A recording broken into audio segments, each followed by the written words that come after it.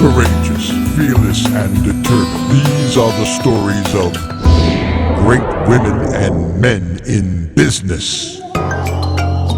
Did you know that the first black landowner in America was a woman? Her name was Elizabeth Lisette Dennison Ford. Born into slavery around 1786 near Detroit, she and her family escaped across the Detroit River into Canada to gain their freedom. When all slavery in Michigan was abolished, Lisette returned to Detroit in 1812 as a free woman.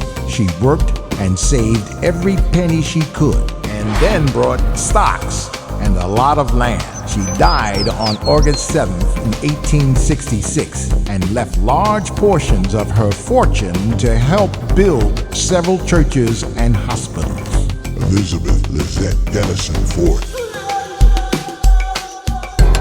American-born businessman, whaler, and abolitionist Paul Cuffe, also known as Paul Cuffe, was born free to a multiracial family in Massachusetts. Cuffe became a successful merchant and sea captain at a relatively young age. He gradually built up capital to run his own shipping business along the Atlantic coast. With his fleet of ships, he would run goods through the British blockade during the Revolutionary War. At the age of 21, Paul and his brother, John Cuffe, refused to pay taxes because free blacks did not have the right to vote in Massachusetts in 1780. Their petition would eventually contribute to state's legislation to grant voters' rights to free black male citizens. In 1783, he also founded the first racially integrated school in the United States. Paul Cuffe.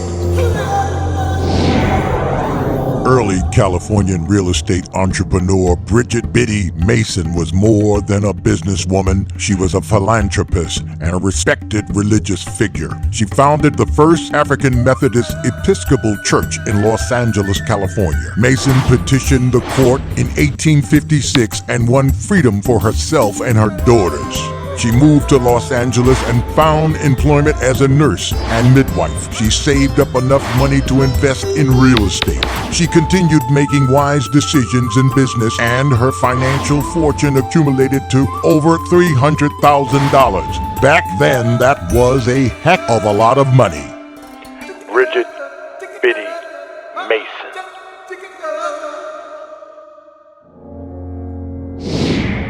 Considered one of the most influential African-American leaders in the South, during his time, William R Penit founded the Alabama Penny Savings Bank in 1890.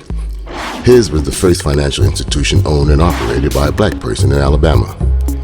Educator Booker T. Washington said of the bank, "Few organizations of any description in this country among our people have helped us more." William R Penit.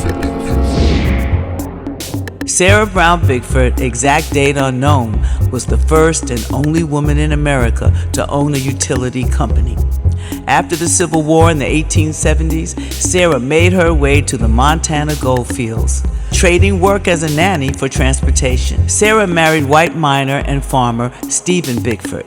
This was before the state of Montana passed a law prohibiting interracial marriage in 1909. Stephen Bickford died in 1909, leaving her and her children 2/3 ownership in the Virginia City Waterworks. After taking some business classes, Sarah became active in the company's business.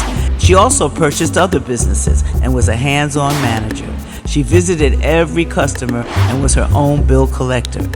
Bickford continued to manage the Virginia City Water Company until she died on July 19, 1931, at the age of 76.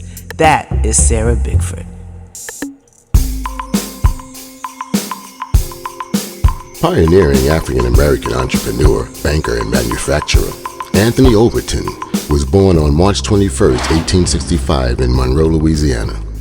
He became the first black person to lead a major business conglomerate. Overton founded the Overton Hygienic Manufacturing Company, which produced cosmetics and other products tailored for black consumers. He also established the Douglas National Bank, the second nationally chartered black-owned bank in the United States.